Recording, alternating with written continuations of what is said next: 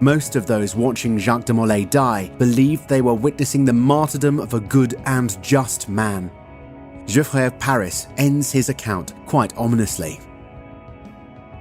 There is great debate in the world over this, but I don't know what to say about it. Some speak out of jealousy, others otherwise.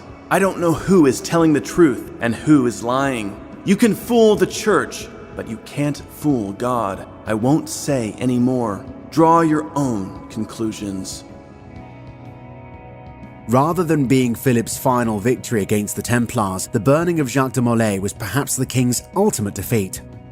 Jacques and the other executed Templars were revered as virtual saints, with people scrambling to collect relics of their ashes after executions.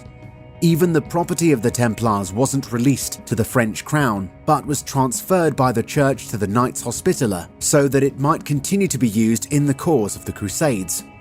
Not only that, but all that the king had struggled to build seemed to collapse in the wake of the Grand Master's death. Philip himself would die less than a year later. While out hunting in November of 1314, the king fell from his horse, suffering what appears to have been a cerebral stroke. Philip lay in agony for weeks before he finally died as a result of his injuries. Some whispered, even then, that this was the curse of the Grand Master come to fruition. Apparently, the curse wasn't finished. Within a decade and a half, 3 sons and a grandson of Philip would be dead as well. Within 14 years of Jacques de Molay's death, the 300-year-old Capetian dynasty was extinct. Pope Clement also perished that year, dying after a long illness in April.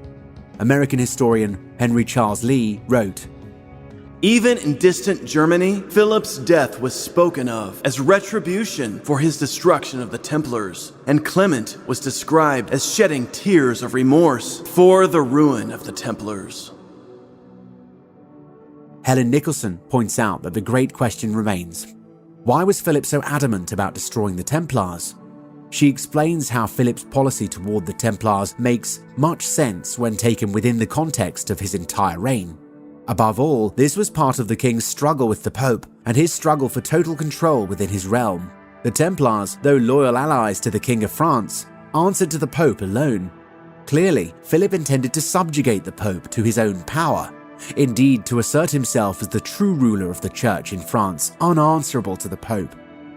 Destroying the Templars was one component of this. On top of that, the Templars were a great financial power in the kingdom, and Philip wanted their wealth and their properties.